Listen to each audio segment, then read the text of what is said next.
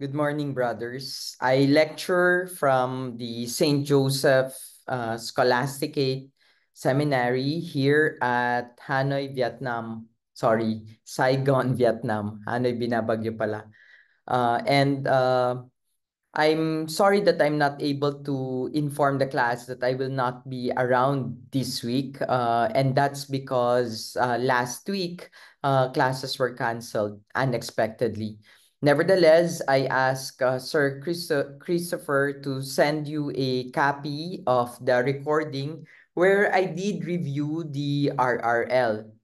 The RRL, as you would see in that video, is a necessary requisite prior to any conduct of the research.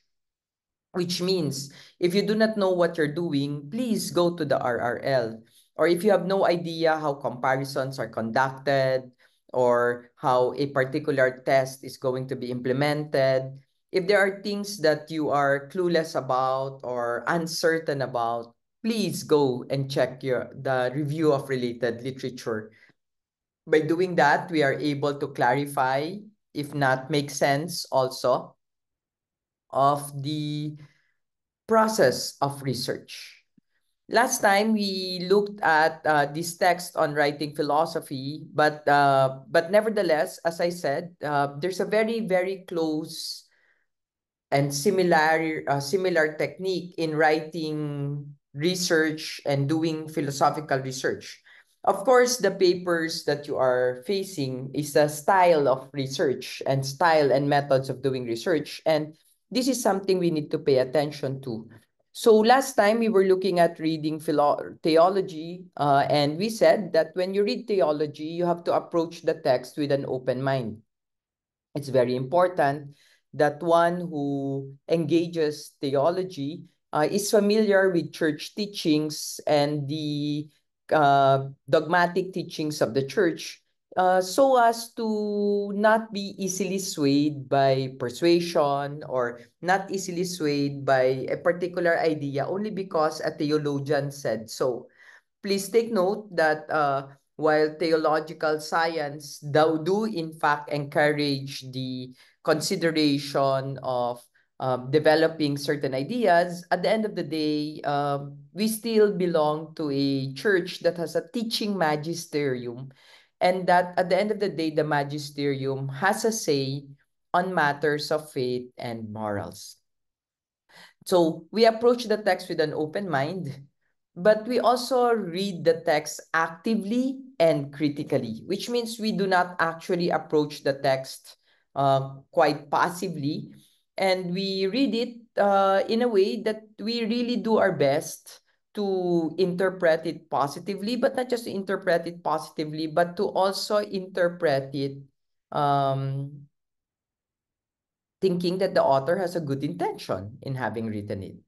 Then, after that, we identify the conclusion first, and then check whether the premises are in fact moving, contributing even to the conclusion. Then we can speak now of outlining, which I in fact ask everybody to do, and to which I will ask everybody to also make a 10-minute recording of yourself explaining to me in a Zoom pre-recorded Zoom video what journal you've read, and the outline of that journal. In short, I'm giving you 10 minutes to talk to me about the journals that you have considered, because by also talking about what you've read, you are also able to clarify what you've read or what you've understood about what you've read. And because outlining do entail or might entail quoting directly from the text, by asking you to talk to me in 10 minutes about what is it that you read, you are forced to either paraphrase, which means state in your own words the ideas that you've read, and or summarize, shorter, state in shorter version what you have read and the argument that you've read. So you'd see that even last time I've emphasized that a paper can only be a paper if it's arguing for something, which means that even in theological discourse, a paper makes sense because it's trying to say something. So that if the paper is not saying anything, then it becomes a question of why do we even need to read the paper that you are pushing forward? What for? What for is the paper? Then, after we have focused on the argument, then we can also evaluate the argument or formulate a tentative judgment that will lead us or allow us to move forward uh, for our own paper. Now, of course, it's very easy to say that because you are mostly are philo major, I'm not sure about attorneys undergraduate, you would see that you should be able to read arguments. Nevertheless, it's still worthy of taking into consideration those things. So I will go to the page where we take into consideration reading philosophy and the rules we've seen already.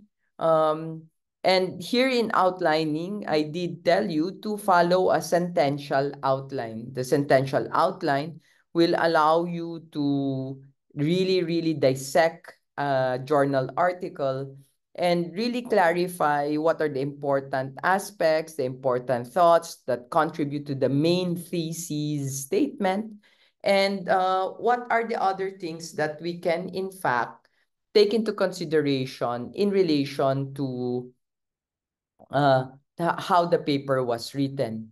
So it says here, if you can lay out an argument's premise and conclusion in an outline, or if you can accurately paraphrase or summarize the argument, you probably have a very good understanding of what the paper is about.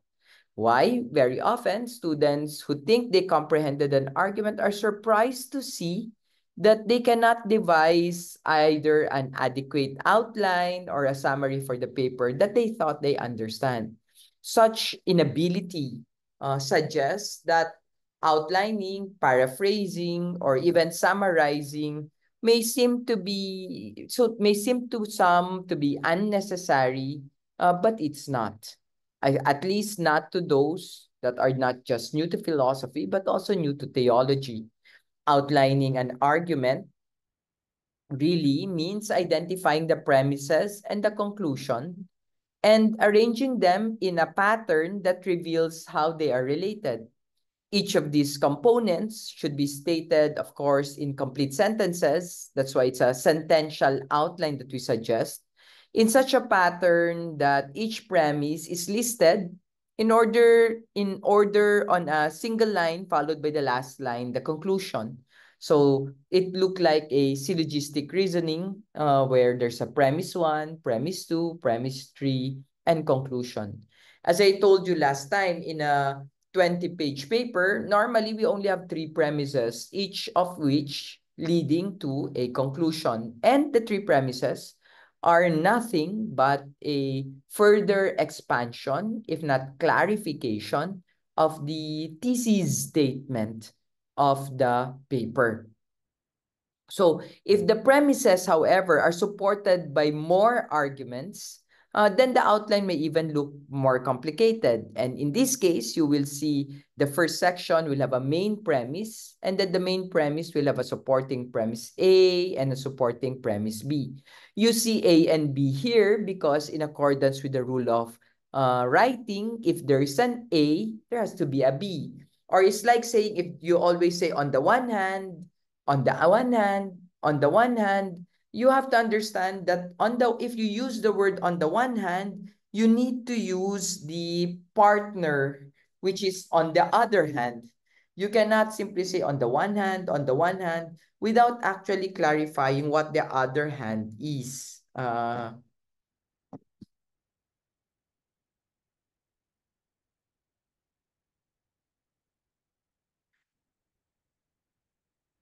And that's also something we need to pay attention to. So when you say on the one hand, you have to say on the other hand. But that's only when there are at least two supporting premises. At least, I said, because you cannot have a 1 if there's no 2. You cannot have an A if you don't have a B. Or if you will use a small Roman numeral I, you cannot do that without an II. But that is the minimum. So in the case of the main premise 2, in this case, there are 3 supporting premises. But in the case of main premise 3, there is no more supporting premise, which is okay, because if there's a 1, there's a 2, and there's a 3, but that already suffices the condition that if there's a 1, there has to be a 2. 3 is an add-on, if you will, in the same way that if there's an A, there has to be a B. But if there's no A, B, that's also okay. Okay? So each of the points are supposed to be stated in the same language used in the essay, but more importantly, if you can say it in your own words, that will be better.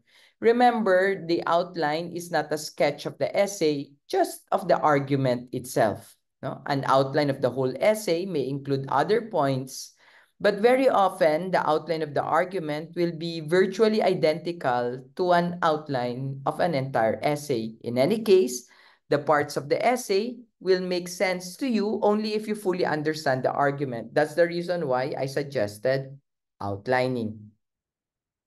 But to some students who, after outlining, wanted to clarify further the direction of the paper, they are encouraged to paraphrase.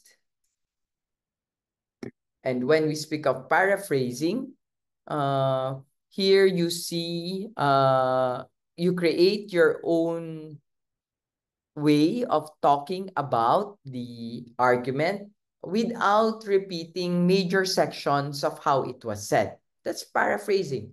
It's good as rephrasing things in your own words. Um, Paraphrase still necessitates a source. No? If the outline is quoted directly from the text, then the source must carry within it a page. But if I paraphrase the idea, say the idea in my own words, I still need to say whose idea it is, but this time only giving the year. Okay? Summarizing is different. In a summary, you actually condense what you reduce what you paraphrase into really smaller versions, no? So a paraphrase, for example, if you paraphrase one paragraph, more or less it will produce a similar length as that paragraph. More or less, but always lesser, of course. If you explain more than the paragraph that you cited, you might as well cite what you paraphrased, because your explanation is longer than what has been paraphrased. But a summary is much shorter than that. No, if you paraphrase one paragraph, you summarize it in 2 sentences or 1 sentences most of the time. So so do not forget that, no? So and when you read philosophy and theology, for that matter, understanding it is just the first step. You have to do something that many beginners also find difficult and alien. You have to make an informed judgment about what you've read. Simply saying what the writer has said, of course, will not do. Here, your judgment over what you've read will play a very important role. This judgment is your evaluation, if you will, of the argument presented by the writer, and therefore an assessment of whether the conclusion follows from the premises or whether the premises are true or not. So it's very important that in theology, you do not just focus on what the person said, and remember, it's not because the person said it that it becomes true. More often than not, we need to be able to ask ourselves, a theologian is saying this, and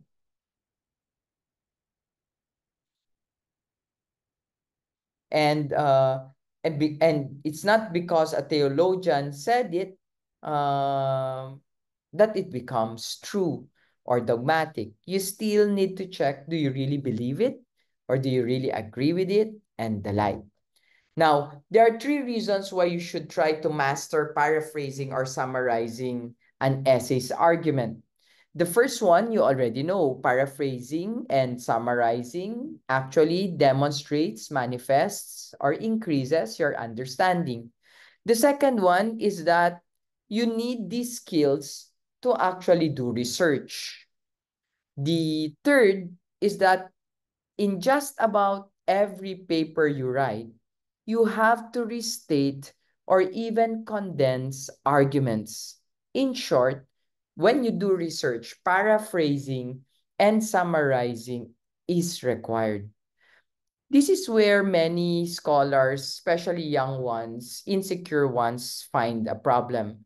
Precisely because most of the time we're so not confident about our own voice that sometimes we tend to plagiarize. Uh, and that's okay at a certain point when you're still starting, but it becomes dangerous when you submit your work eventually for publication or even for grading. In good essays, you have to understand writers often paraphrase or summarize an author before their own wording is clearer than that of the original source. They sometimes summarize a passage because the author's original is long, too long to quote verbatim, yet all its main points are worth mentioning. Whether they add a paraphrase or summary, they are careful to cue the reader about it. Just as quotation should be introduced properly or explained in a paper, so must paraphrases and summaries. Readers should never have to guess whose ideas are being put forth. What a paraphrase or summary means, or how it relates to the rest of the paper, should be made clear by the author. And that's the reason why we're actually implementing a sort of schooling by doing, no? Which basically means I tell you what to do, and because I tell you that this is how you should do it, you also learn not just from me, but you learn also from multiple other writers by considering and reflecting on how they did it. So let's read further about paraphrasing and summarizing because as you'd see, the construction of your papers will rely heavily on paraphrases and summaries. The first step in paraphrasing or summarizing is really understanding the text. I don't think there's a rule there. We do not begin writing until we have read sufficient essays and really think that we really understood it well. In other words, we do not try to paraphrase or summarize until we have read actively or have read critically. Yes, I understand paraphrasing is a matter of rewriting texts. But rewriting text accurately, representing the text's meaning in your own words, is very important and does not only entail writing a disguised rendition of the author's words. So a paraphrase is not a condensation. So in most cases, any paraphrase you produce should contain close to the same number of words as the author's original. In short, in paraphrasing, you try to capture the gist of passages, perhaps just a paragraph that contains the argument in a nutshell, or the section of the paper that disguises a major point, or even the entire essay point by point. So if you want an in-depth understanding of what the theologian is saying, there is no better way than to paraphrase the entire essay book if necessary. So, but there are good and bad paraphrases you have to understand, no? There when you paraphrase it and most of the sentences that you write are sentences that still came from the original, that's not a good paraphrase. There's an example here about this is a excerpt from James Rachel's The Elements of Moral Philosophy, where the person tried to paraphrase it, but technically borrowed most of the words of the essay. That paraphrase is not acceptable because it is still reflective of the original essay from which the writer got the idea, which basically means if all you're gonna do is copy a paragraph and then just use the thesaurus, change key terms, look for metaphors and things like that, that the paper will become yours, that's a bad sign of writing. And yes, the close mimicry of the passage to the original one can be problematic.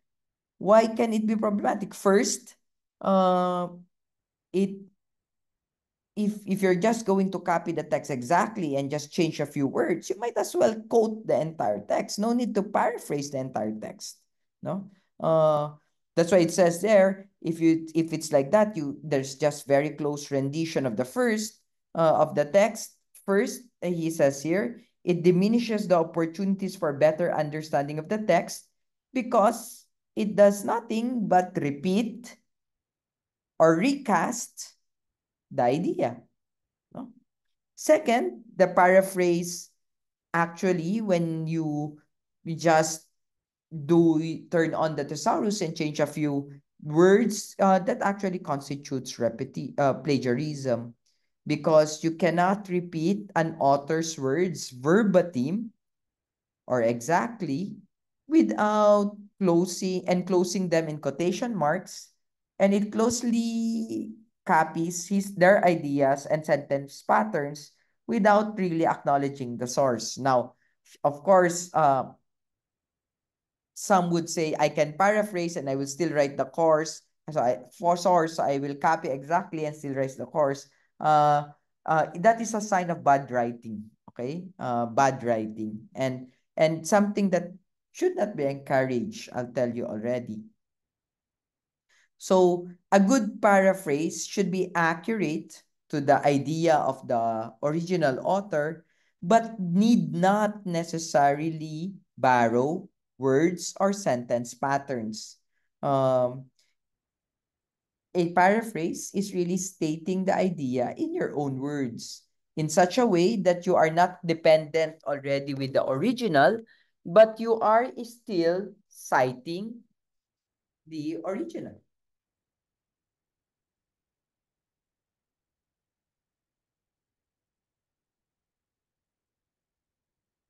Now, of course, aside from paraphrasing, we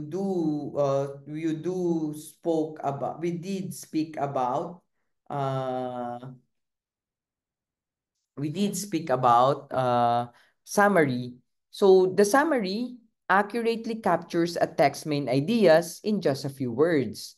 So you should be able to summarize the main points of an entire essay in less than 150 words.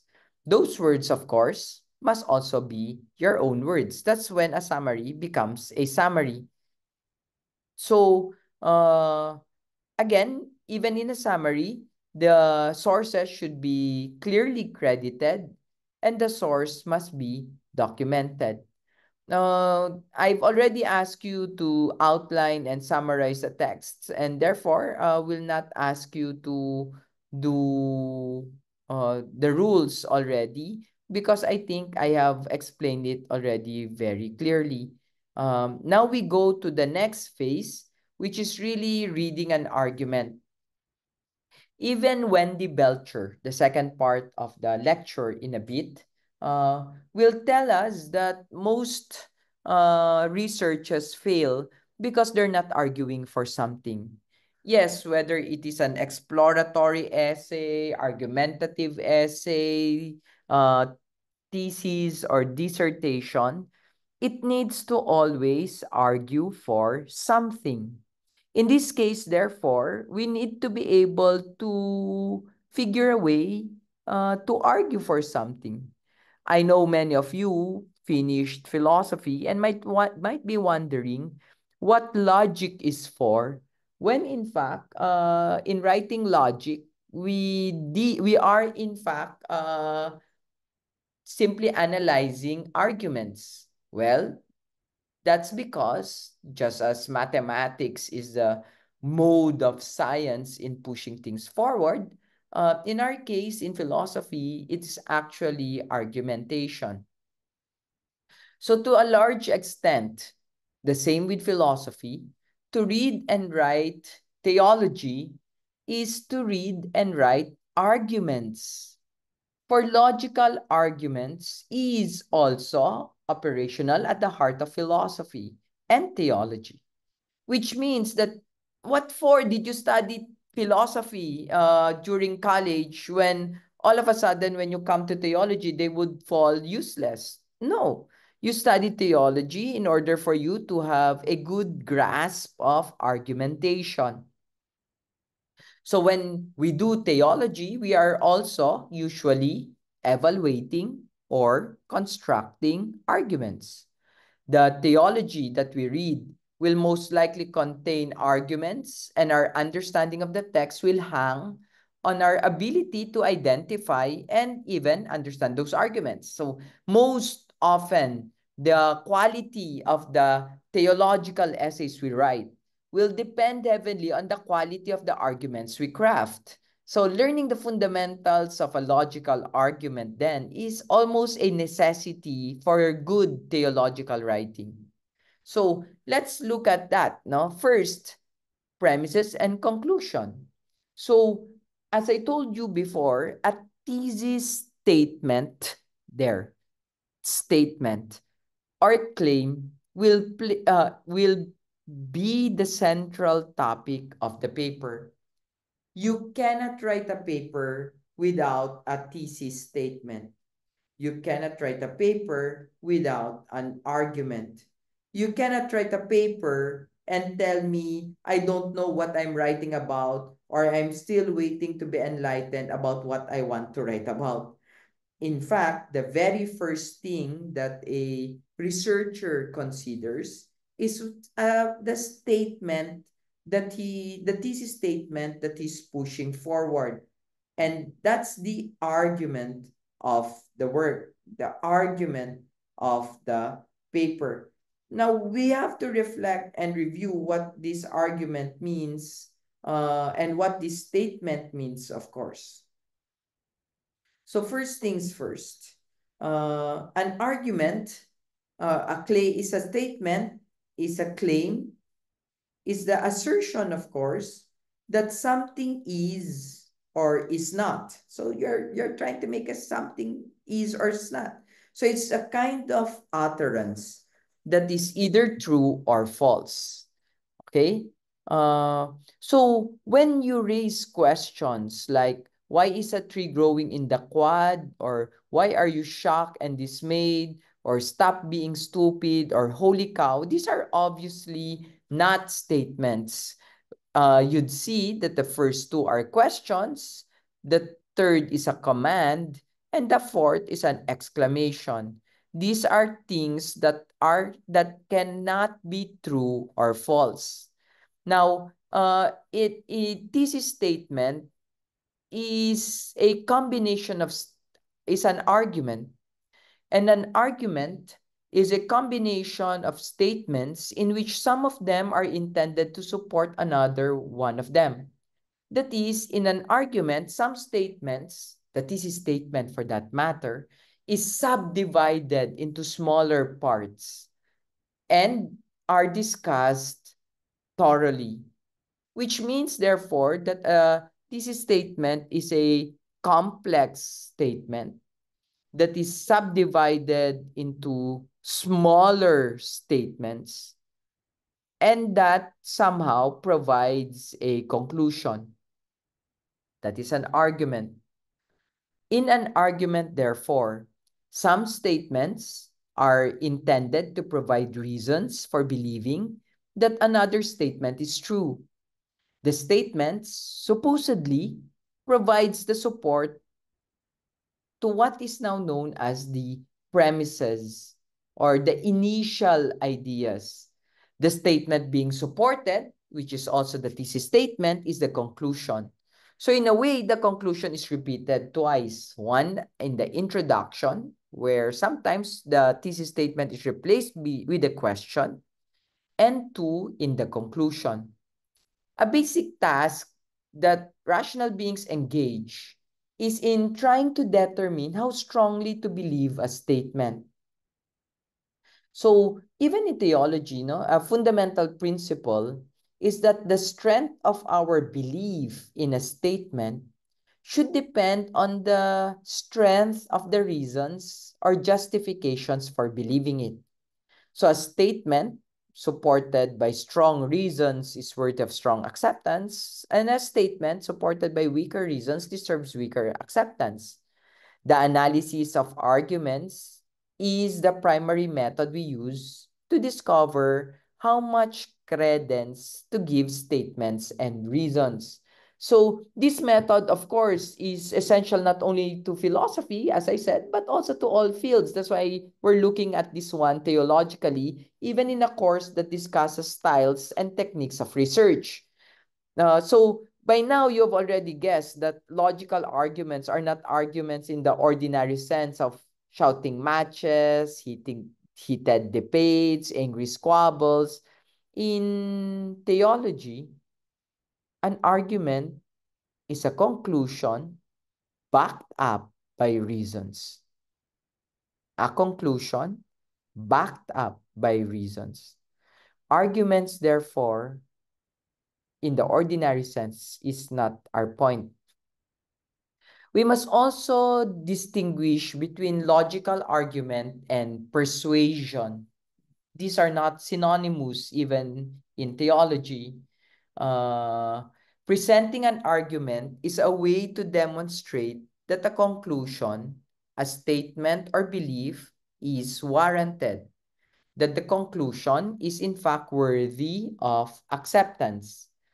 This demonstration may or may not persuade someone to accept the conclusion, but the argument's persuasiveness or lack thereof is really a completely separate matter. On the other hand, you may be able to persuade someone to accept a statement through the use of psychological or rhetorical trickery, emotional language, fallacious appeals, threat of force, deceit, and many other ploys. But if you do, you will not have shown that the statement that you're pushing forward is in fact worthy of belief or reason, for you will not have provided any reason for accepting it. So if you're trying to push forward for an idea, you need to be able to provide sufficient justification why the ideas matter. It's possible that other people don't agree with you about what you argue about, but the strength of your argument will still prove whether you are worth considering or your ideas are worth considering or not. They need not agree. They only need to buy or consider the logical argument that you're pushing forward. And this is equally true of theology as it is of philosophy. You have to understand that when you put together two theological concepts, or when you try to apply a Recoleto core value over a particular apostolate, you're saying that it is doesn't constitute that it is.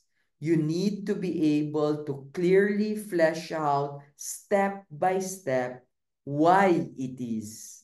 And I think I've said that more than enough. It needs to be laid down step by step why it is that your claims matter.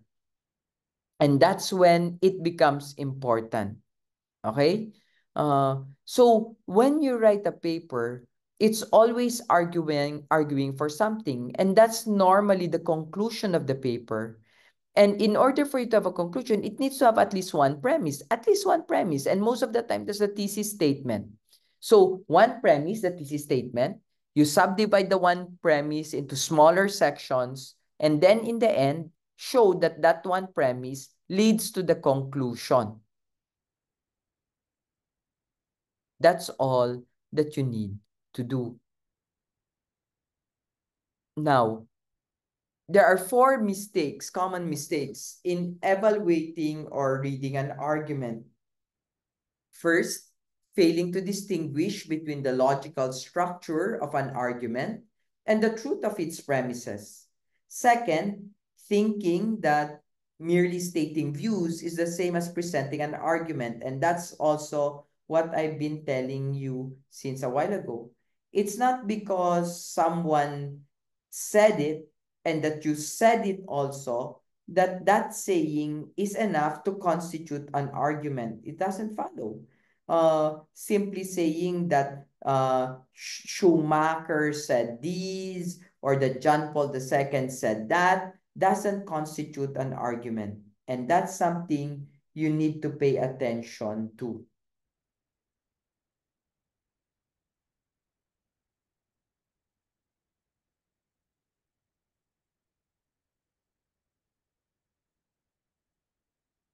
Thinking, so this in the same way, thinking that persuading someone to accept a claim is the same thing as presenting an argument. Sometimes you think you have to believe me because I'm a theologian. Thus, in fact, already constitutes presenting a claim, not also. Remember, in more scholarly publications, the names of the authors are actually deleted and the argument and the journal paper, the research is accepted or not accepted on the basis of its argumentation alone. Fourth, failing to distinguish between arguments and non-argumentative material is another common mistake. Sometimes we don't know whether we are catechizing or theologizing, and there's a very huge distinction between the two. Catechizing is really simply stating what the church already believes. Theologizing is actually thinking with the church, articulating with the church, clarifying with the church. And therefore, even in terms of the materials that we read, simply reading spiritual books or simply reading catechisms does not suffice with doing theology. The conduct of theological research necessitates really evaluating what has already been said on the topic by various scholars, theologians, and the like, and the church also, while also at the same time really evaluating what this all means. So a catechism, for example, can be a good starting ground for theological research, but after some time, the person has to go beyond it. The person has to overcome that very distinction also, and be able to see why it matters. So being able to distinguish arguments from non-argumentative material is really very valuable skill. That's the reason why I encourage everyone to begin first reading, reflecting on journal articles, because the journal article will play a very important role there.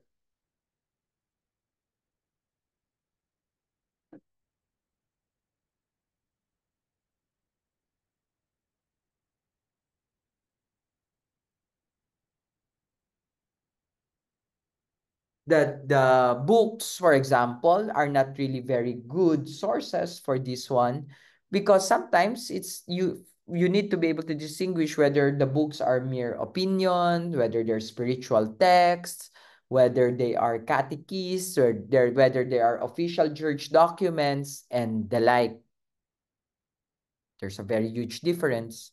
Uh, you will often encounter passages that seem to conceal an argument somewhere, but do not actually. Many people think that if they clearly and firmly state their belief, they have given an argument. But sometimes they fill whole essays with many well-made statements, controversial statements, often interesting points, thinking that they are making a strong case because of the rhetorics, but there is no argument anywhere. Despite all the verbiage, such essays fail to provide the reader with a single good reason to accept the thesis statement. And as we have seen, a collection of unsupported statements does not an argument make. Does not make an argument. For there to be an argument, at least one statement must provide reasons for accepting another. And that's a very important reason. Okay? So, at least one statement must provide reasons for accepting another. So, pay attention at that. Are we arguing for something or maybe not? Now, logical arguments often come packaged with all sorts of non-argumentative material like introductory remarks, explanations, redundancies, descriptions, asides, examples, and more. The trick, of course, to be able to identify the path forward is to separate the premises and the conclusion from all the other stuff. That's the reason why it's very important to outline your papers first before you fill up the gaps. Allow me to pause this a little bit as my battery said it's low. So just a minute. I hope you didn't feel that. But as we said also, the simplest way, no? So to any paper, the simplest way to locate an argument is to find the conclusion first and then its premises. Zeroing in on conclusions and premises can be a lot easier if you keep an eye out for indicator words. So indicator words often tag along with arguments and indicate that the conclusion or sometimes a premise is nearby. No? So arguments, for example, will have words such as so, therefore, or because. But there are many more indicator words so here are a few conclusion indicator words. Consequently, as a result, thus, hence, therefore, so, it follows that, which means that. So when you see these words, that actually is a sign that you're already in the conclusion. And as such, should not actually be used in the body of the text. That means when you write the body of the text, you should never use these words at all because that will confuse the reader. That will confuse the reader and inform the reader that you are already concluding when in fact you're not. These are two different things. Okay. Secondly, um,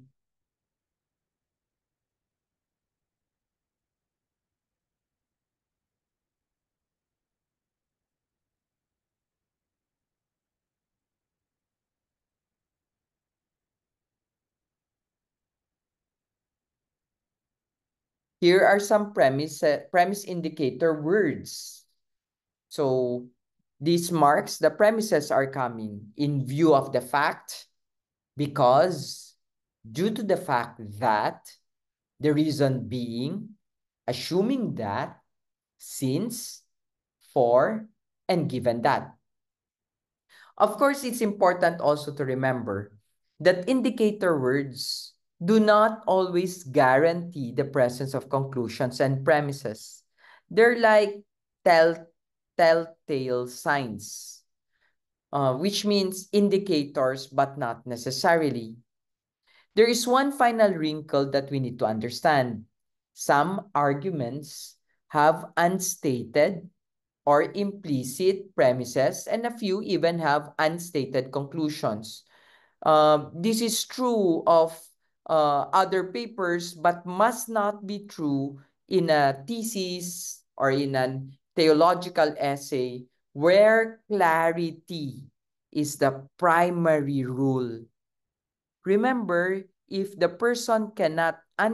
your reader cannot understand you because you use complicated, highfalutin language, that's not the failure of the reader. That's your failure as the writer. You write in order to be able to be understood, which means, therefore, that if you write in order to confuse, or if you write in order to hide from the author, that's going to be very, very problematic. And of course, that's not what we are pushing forward. So now we can see both that it's very important that we identify conclusions and premises when evaluating an argument. Finding the premises makes the evaluation easier. But as theologians of the faith, it's always important that these are clear. Next, judging the arguments. No? As I said, we cannot only be a passive ruler, no? So in the previous lesson, we've seen the importance of approaching a theological text with an open mind, reading actively and critically, identifying the conclusions first, then the premises, outlining, paraphrasing, or summarizing the argument, evaluating the argument, and formulating a tentative judgments. Chances are you are intimidated by formulating tentative judgment. Don't be. Don't be. You don't need to produce a statement that is different or difficult. That's not the case, no? So let's look at how we should evaluate arguments. A good argument, as we said, gives us good reasons for accepting a conclusion. So when you write a essay or when you try to answer a research question, it's very important that the question is clear and the expected answer is clear for you. I always tell my students, no, answering the question or understanding the question is already answering the question, 50% of the question. That is a very important understanding. Now, to understand the question is to understand the answer, which we gather more from RRL. So, a good argument gives us good reasons for accepting a simple conclusion. And we're not thinking about grand here. We're thinking about simple conclusions. A bad argument fails to provide good reasons. To tell the difference and to do so consistently, you need to understand that there are different types of arguments. Arguments come in two basic types, deductive and inductive.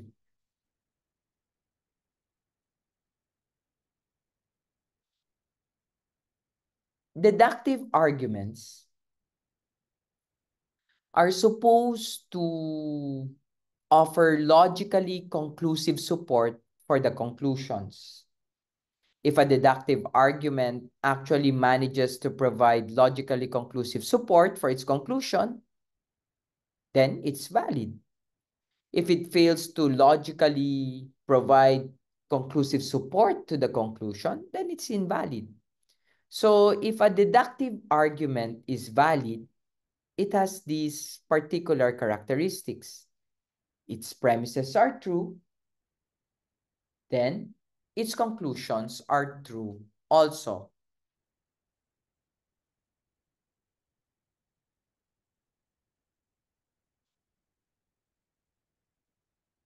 So if a deductive argument is valid, in a valid argument, therefore, it is impossible for the premises to be true and the conclusion false. That's a basic test. No? Notice that valid is not always synonymous with true. A valid argument is simply one that has the kind of structure or form that guarantees that if the premises are true, the conclusion is also true. A valid argument, then, is one whose conclusion follows from the premises. I think you're quite familiar with that already. So if the premises are true and the conclusions are true, then it's valid. If the premises is true, but the conclusion is false or does not follow necessarily from the conclusion, then it's invalid. That's logic, right? So traditionally, philosophers have symbolized the form of deductive argument by using letters to stand for parts of the argument. This is what we call modus ponens in symbolic logic. If P, then Q. P, therefore Q. So here, the premises, the letters P and Q represents two statements in the argument. Notice that the first premise is a compound which is made up of two statements, P and Q, and that we can insert any statement we want into this form, and it would still be the case that if the premises are true, the conclusion must also be true.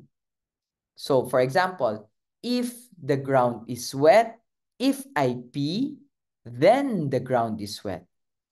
I pee, therefore the ground is wet. You notice that it's not the case if I invert it a little bit. If I say, if I pee, then the ground is wet, the ground is wet. Can I conclude that I peed? No, because the ground being wet can be a consequence of many other causes aside from me peeing. Is it possible that I peed? Yes. But from the ground being wet, it is not easily conclusible that it was caused by my peeing. That's deductive argument. Another thing that the deductive argument is made out of, and it was not discussed in this text, is that the flow of deductive argument is from the general to the specific. The premises, therefore, are broad in such a way that specific conclusions can be drawn from a general picture. It is from this perspective of general to specific or general to particular that we are introduced to a second type of logical reflection, which is actually inductive reasoning. Inductive reasoning is quite different. Inductive reasoning is the other way around. Inductive arguments are meant to provide probable support for their conclusions. So if an inductive argument succeeds in providing such probable support, it is said to be strong. In a strong argument, if the premises are true, the conclusion is probably true. If an inductive argument fails to provide probable support for its conclusion, then it's said to be weak. Like a valid argument, a strong argument is one whose conclusion follows from the premises. So here you see that it's a concern of probability in inductive reasoning. And when I say concern of probability, that's because we're no longer looking at it as if they're evidences just like the rest, no? That's not really the case that's going on here. So inductive reasoning cannot guarantee the truth of their conclusions in the same way that deductive reasonings can. They can only render their conclusions probable, no? That's the reason why even in the types of research, there is a quantitative research and qualitative research. The mode of presentation of quantitative research has or is always from quantitative is deductive. You present first the general statistical rules and then you dissect it into its component parts. On the contrary, qualitative research is inductive. For that matter, you have to provide 3 corroborating data sources in order for you to create a probable conclusion to your claim. The probability there is rooted on three data sources that are corroborating each other. And that's what we need to pay attention to. So at a certain point, we can now be more precise about the characteristics of a good argument. Good arguments, whether deductive or inductive, must be well reasoned. That is, they must be either valid or strong. But good arguments must also have true premises. An argument is not good unless it is valid or strong, and all its premises are true. So a valid deductive argument with true premises is said to be sound, while a strong inductive argument with true premises is said to be cogent. So sound and cogent. Sound means from the general picture, we can draw a specific generalizable picture detail, while cogent simply constitutes probability. No? Probability. So a good deductive argument is sound. A good inductive argument is cogent. Now, Rule 2.2 will say determine whether the conclusion follows from the premises. Usually, the first step in assessing the worth of an argument is to determine whether the conclusion follows from the premises. That is, whether the argument is valid or the argument is strong. So if the conclusion does not follow from the premises, then the argument cannot give you good reasons to accept the conclusion. The argument is bad, even if the premises are true.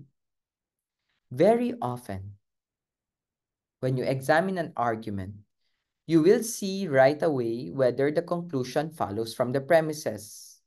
At times, you may have to think about the argument structure for a while, but in many cases, you will need some help in sizing up the argument.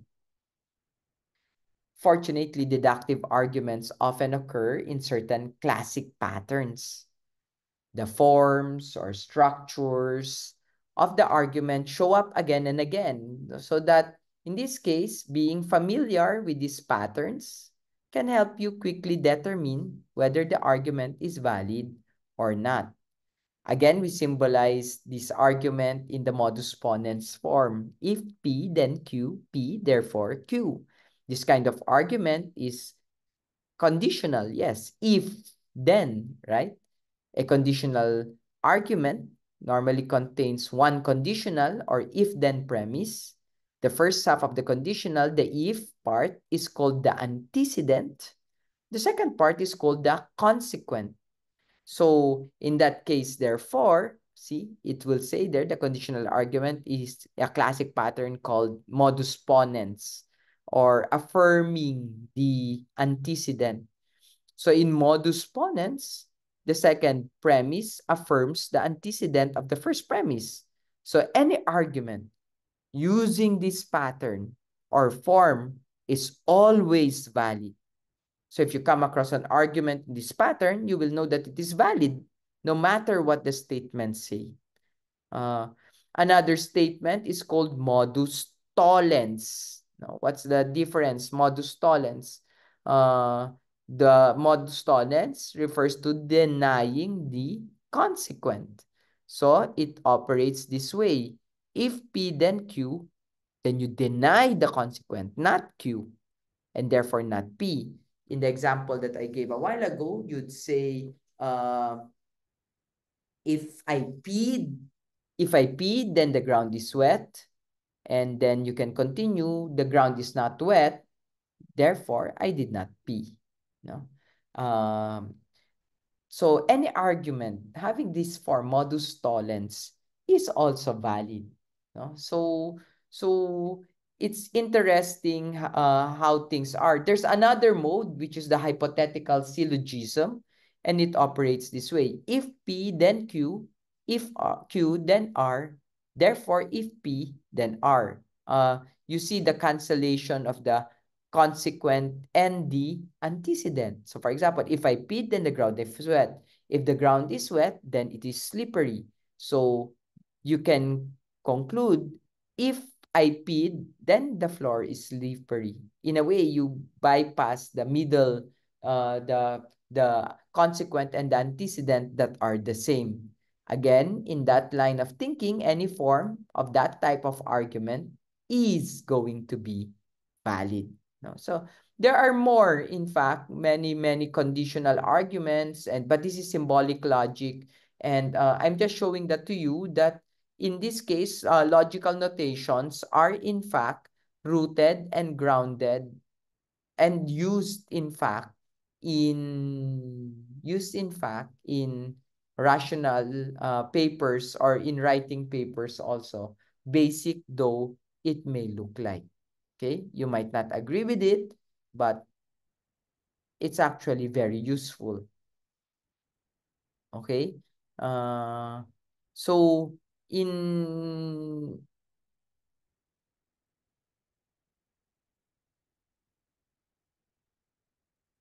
in the argument form known as analogical induction or argument by analogy, we often argue in a different way. We say two or more things are similar in several ways. Therefore, they are probably similar in one further way.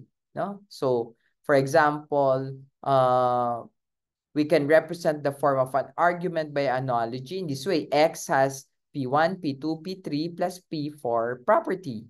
Y has P1, P2, and P3. Therefore, Y probably has property P4. This is the argument that I use, for example, in writing my Black Nazarene papers.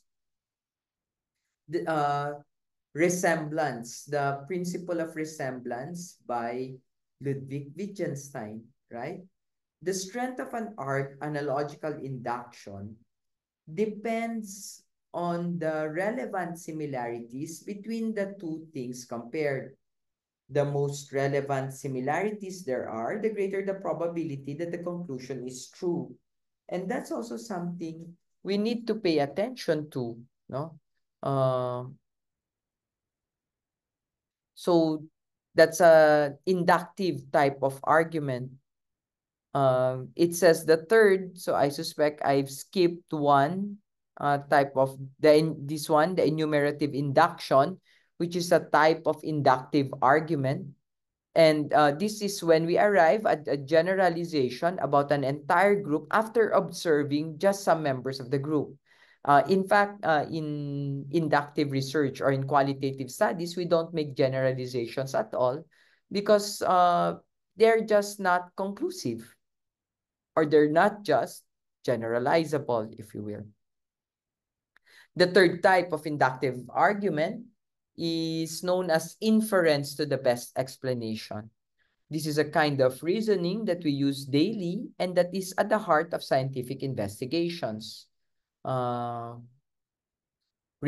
that an argument gives us reason for believing that something is the case. An explanation, on the other hand, states how or why something is the case. In that case, it attempts to clarify or elucidate, not offer proof. No?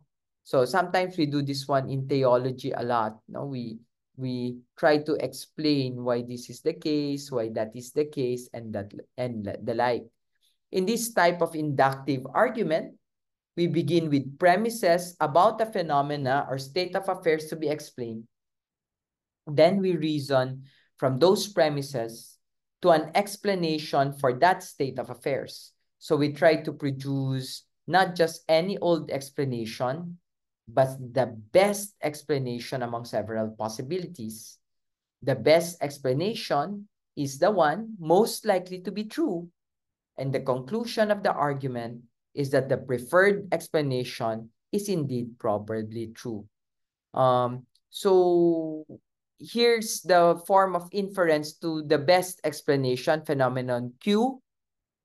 E provides the best explanation for Q. Therefore, it is probable that E is true. in any argument of that pattern in the inductive realm, if the explanation given is really the best, then the argument is inductively strong. If the explanation is not the best, the argument is inductively weak.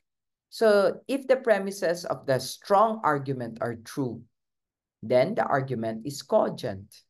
If the argument is cogent, then we have good reasons to believe that the conclusion is true. No? So the biggest challenge is really trying to clarify how we are going to move forward in terms of these researches and how we are going to really clarify everything. So there are criteria that we can use. See, in more complicated situations, we may need to do what scientists do to evaluate explanation or theories. There are criteria.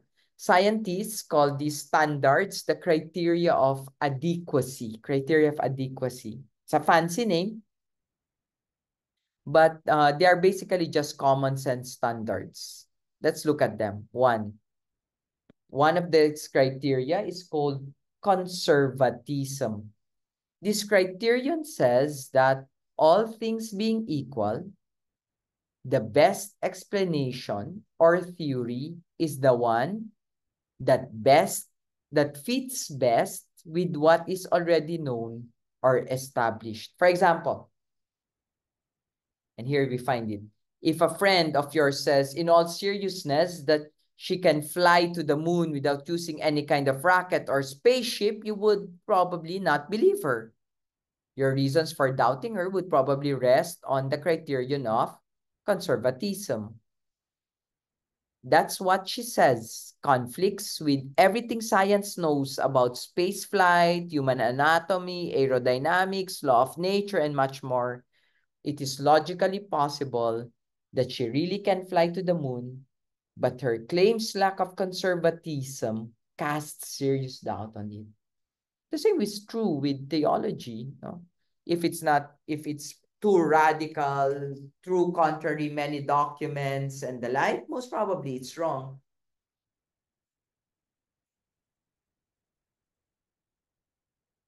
Well, sometimes they're right too. I remember Albert Einstein, who you need to understand, at a certain point, ran contrary uh, Newton's understanding of time and space. But he was right. Uh, he was right after all. Here's another criteria that's useful for judging the worth of explanations. Simplicity. Other things being equal, the best explanation is the one that is the simplest. That is the one that rests on the fewest assumptions. The theory making the fewest assumptions is less likely to be false because there are fewer ways for it to go wrong. So, so, so you need to understand now that the more complicated the explanation, the more dubious or questionable it can be. So, there, conservatism and simplicity. Third rule for this section, and let's just finish this section, and then we will go to the Belcher text so that we move forward also and leave this text because the next section of this one will be different already.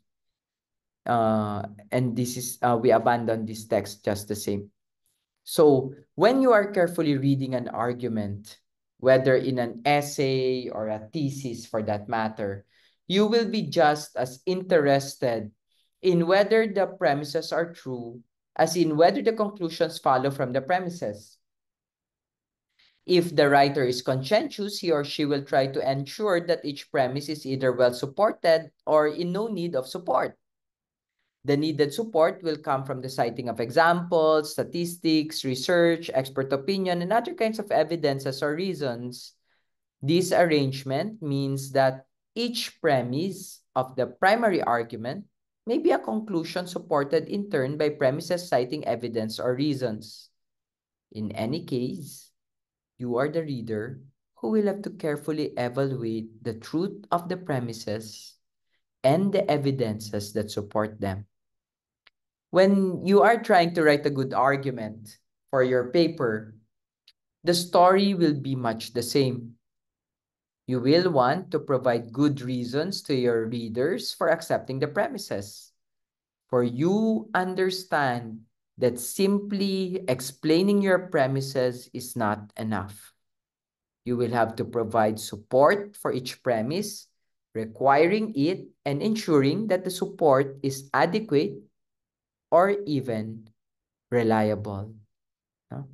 So I will send the copy of this text also to Sir Christopher, and he will give it to everyone, because the succeeding sections will be rules of style and content already for philosophical writing, but also for theological writing. And we can look at this next rule next meeting, even in Recoletos, where I'm already in the seminary next meeting.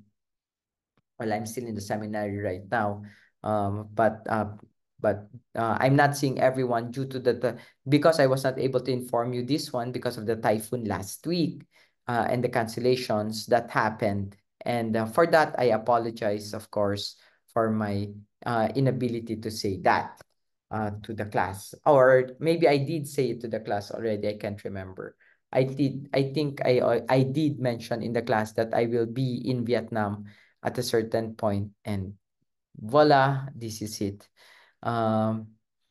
From here, from the discussion on arguments and the like, we go now to the official textbook that we will look at. And here we are still looking at the writing of short essays, which is a mode of really clarifying the style of doing research or even the methodology of doing research. And this is, as I said, this is the textbook we will use.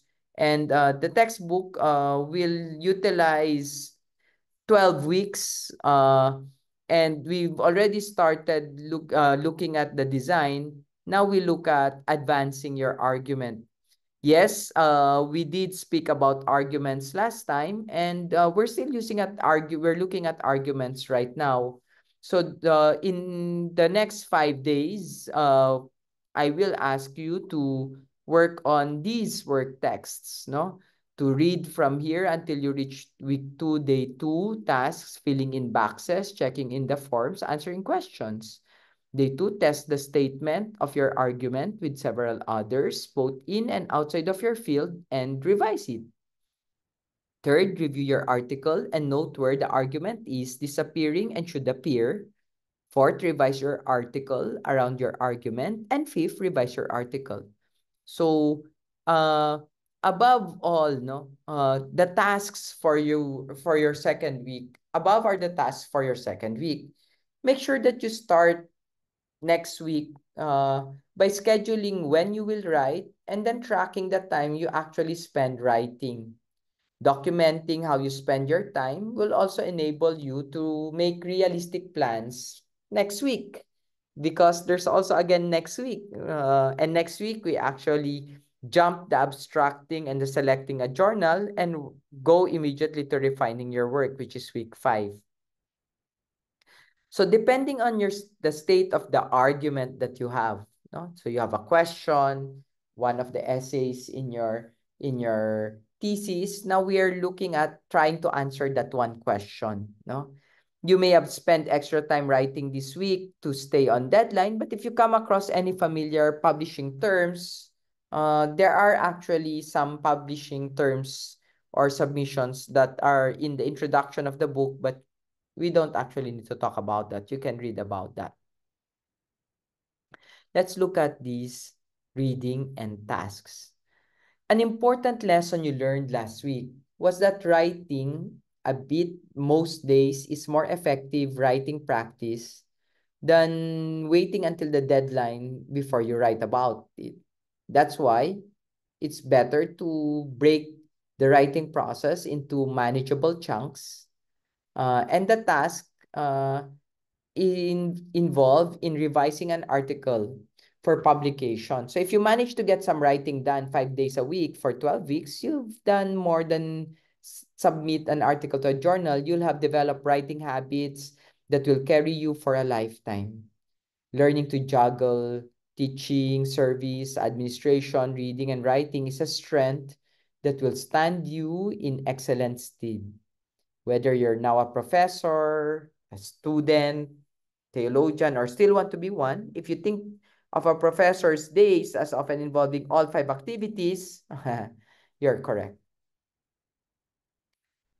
Last week too, we've already spoken about some of the things that you have to take into consideration. No? Now let's break some myths that will help you in answering the questions that you have. Myth one, only articles that are profoundly theoretical will be accepted. That's not true.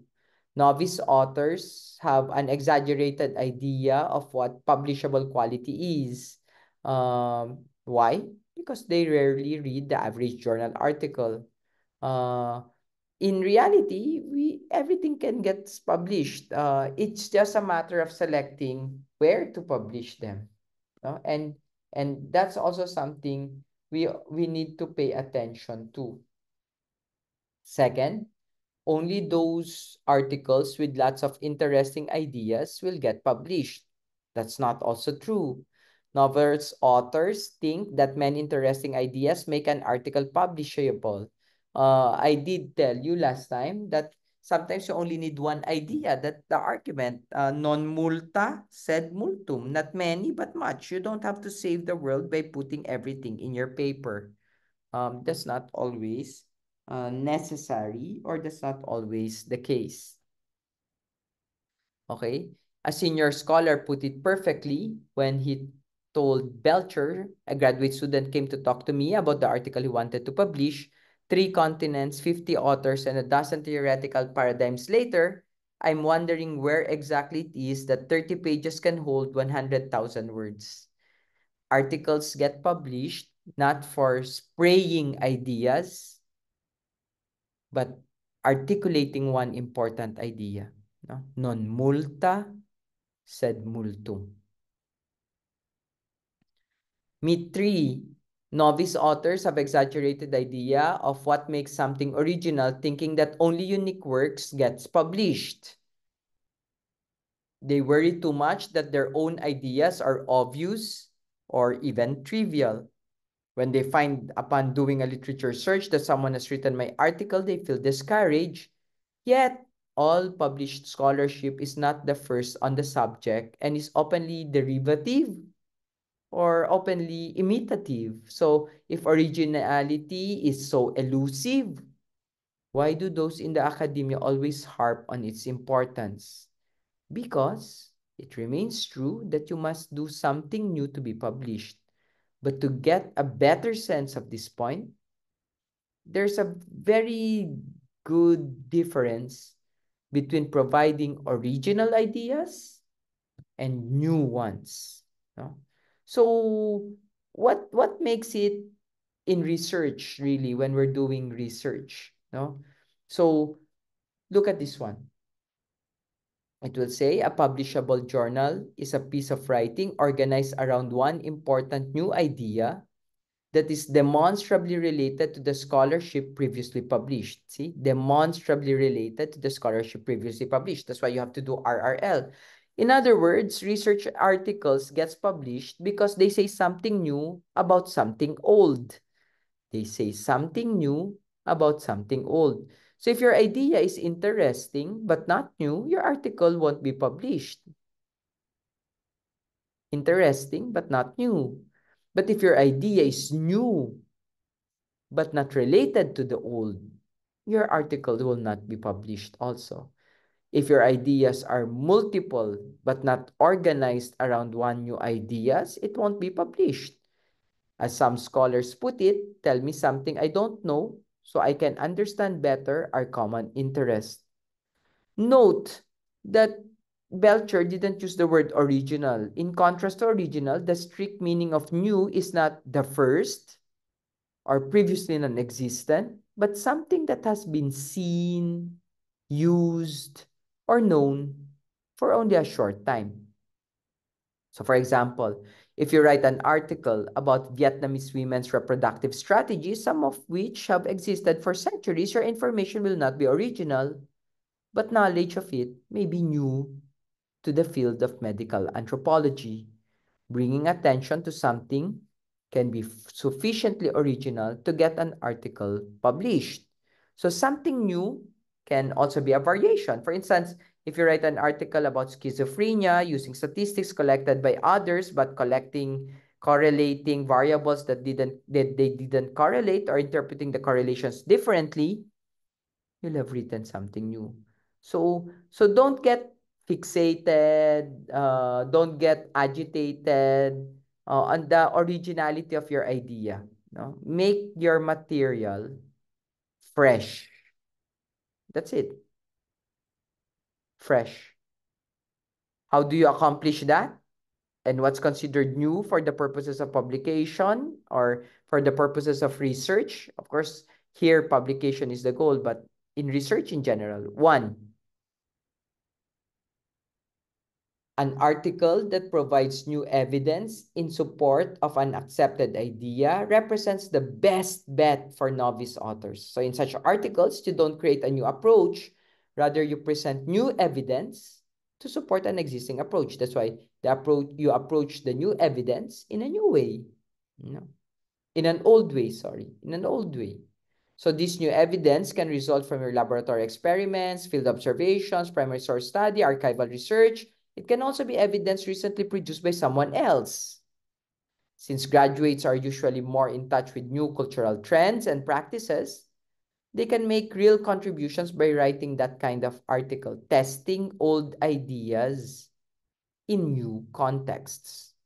Those who have grown up in transnational or subcultural contexts have the advantage of that.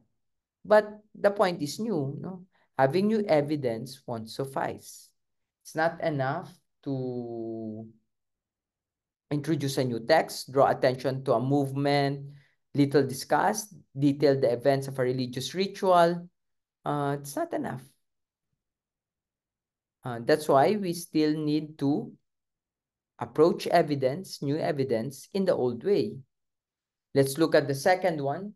Approach old evidence in a new way. No? You're maybe using old evidence, but you can approach the old evidence in a new methodology.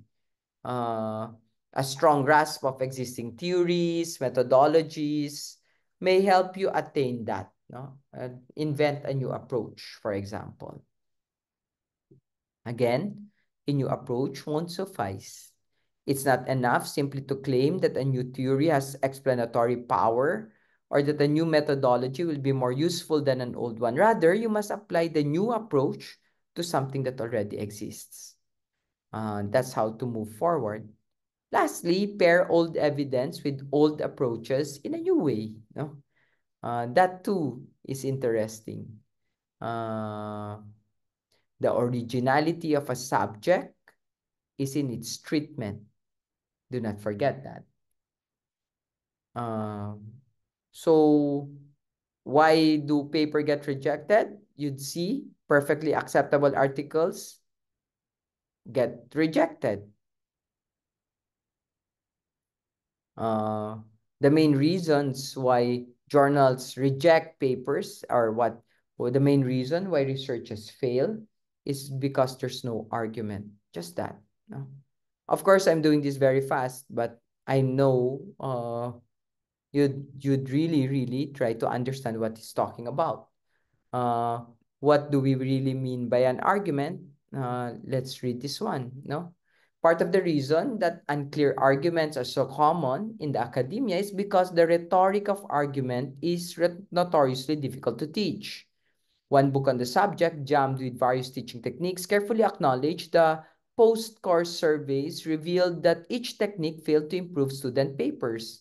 Stephen Tolman invented a model of argument in 1950s, asserting that a good argument has three parts. One, grounds, your data or your evidence. Two, claim, what you aim to show. And three, warrant, the assumption or principles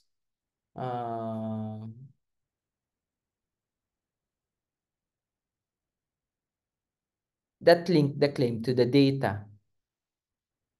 Finally, different fields use different terms for the same rhetorical move. Some use argument, others use thesis, hypotheses, research questions, or sometimes findings, or even conclusions. Then you understand why these words were used interchangeably in this discussion. No? Bakit pabago-bago? At bakit nagbabago? Ganun lang din yun.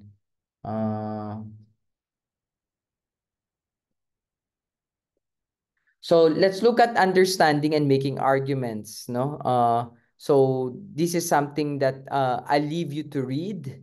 I've read already the first one very thoroughly, but this is your assignment. So there's an outline. You have to present that in 10 minutes. The videos pre-recorded, and you have to send me only the YouTube link, please. Secondly, your next assignment is for next week is to write your thesis statement. If it's an answer to a question, write the thesis statement. If it's you're arguing for something, write the thesis statement. And the week 2 of Belcher's text will provide you an knowledge on how to do that. And we will dissect that and talk about that next meeting. So 2 assignments, brothers. One is a pre-recorded 10-minute video where you will explain your outline to me. Show the outline as you explain. No need to turn on the video. That's okay. As long as you are talking, explaining clearly what the outline is about. And secondly, provide the thesis statement as a consequence of your activity of week 2 in this Belcher's text. I will upload both texts and send the link to this recording as well as to the 2 books to Sir Christopher in a moment. Thank you very much for paying attention. Please pray for me as I go home to the Philippines tomorrow evening, and see you next week. May the Lady, our Mother, protect you and be with you always. Amen. Have a nice day, brothers and sister.